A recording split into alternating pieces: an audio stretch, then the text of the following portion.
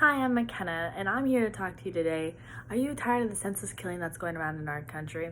Well, great. That makes two of us. So today I'm here to convince you and your loved ones of why we should be more concerned about the education that goes into becoming a police officer, and that they should be more willing to serve everyone in the public, not just what's based off of their views. Being able to increase the amount of training that goes into becoming a police officer is a great big start that we can go off with. So the reason that we need this, the need for concern, is that innocent people are dying left and right in our country every single day because of this. They are dying based off solely, mostly their appearances.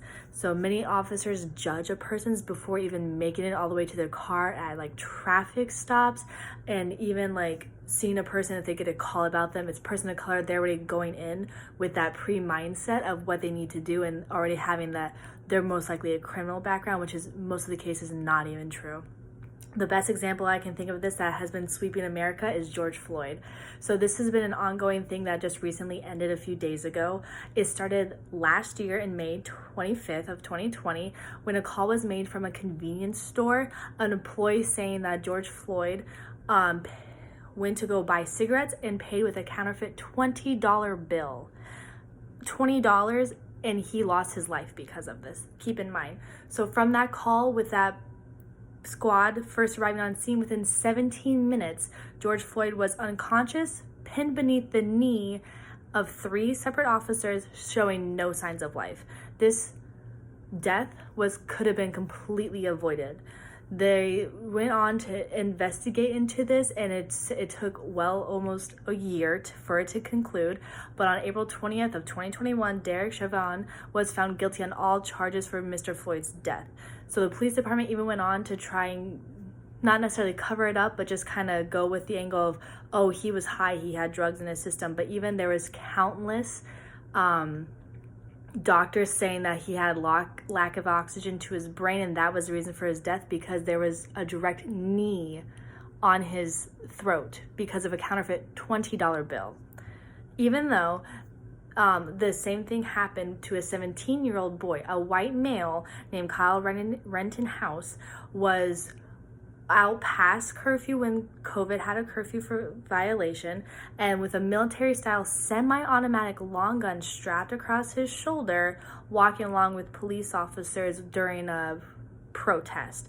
Even though in that exact same city, not a few days apart, a black man named Jacob Black Jr. was shot in the back for reasons that were unclear, while his 3 kids were in the back seat of his car, and left him paralyzed. And say Kyle was a black male, things would have ended so differently for him. But because he was white, the police officers even gave him a water bottle and thanked him for his efforts. And so people started to see him as a hero. But little did they know, he was allegedly shot 2 people that night with that gun. And police officers still took no action. They didn't reach for their taser. They never drew a weapon on him. And not even an officer tried to get a hold of him. He was left with his life, and he was able to go home, even though a few days later he was charged with attempted first-degree intentional homicide. He still was able to go home and live a good life. Even Kenosha police chief even stated, and I quote, "My officers did nothing wrong in allowing a teen gunman to walk away allegedly after killing 2 protesters," end quote. That is ridiculous. That is something that should not be stand for in our country, and I cannot believe even saying those words is even a conversation. That's just unacceptable in my opinion. And even though your life might not be in danger all the time, you might feel protected at home, many people don't. Police officers only go to school for at the most 6 months. That is less time than when a child goes to school for a school year, and we have to go to school for 12 years.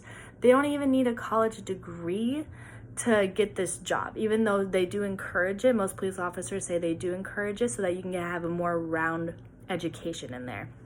So another topic I would love to have is for police officers to require to go to longer schooling. So it would providing a more in-depth explanation on how to be on the job, how to act, how to train more. We even had a trainer recently who reached for her taser and drew her gun instead and killed a man. shot him 4 times and killed a man, and she was a trainer 26 years on the job.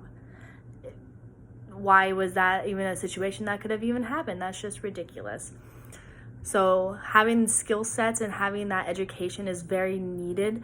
And even psychology classes, it would be a great thing for police officers to have, to get in the mindset of what they do. They're understanding that they just see a person running away and resisting arrest, but they're scared for their lives. They are looking for ways to escape with their life from people that are sworn in to serve them and protect their community, and that is something that is not being done. And so they are trying to escape with just their lives, and it can be a big beneficial thing if they get their psychology, because they can learn how to negotiate and talk with the person that's similar to a negotiator in a hostage situation, because that's how they feel most of the time, is that they are in a hostage situation.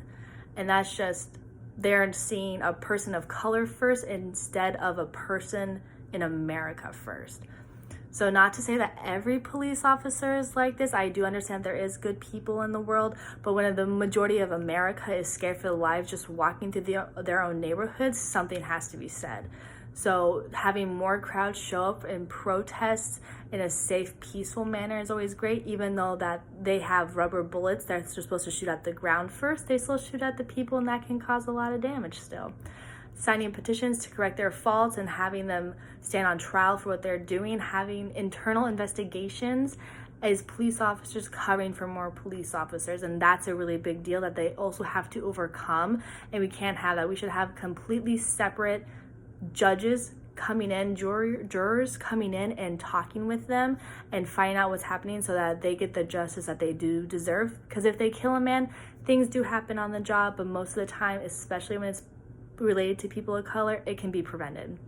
So just more funding for these changes and just bringing more focus onto this very important subject.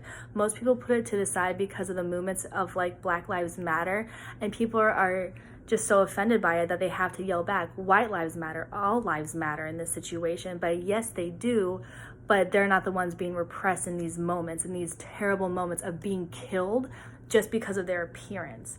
And when they shout out blue lives matter, that is true. They are a person. Being a blue life, which is a police officer, they don't exist, in my opinion.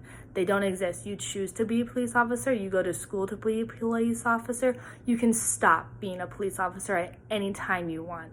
A Black person, an Asian person, any person of color can never stop being that, because that is how they were born. It is not a choice for them. They have to be like that, and they are constantly judged because of that. And that is just an awful thing in itself. So going to school for longer and just being able to avoid all these situations and cases all at once is just be the best for everyone. And that is just what is great about having this conversation. So let's go make a difference in our country, not just for us, not just for our neighbors, but for our coworkers, our classmates, and for our future generations. Thanks.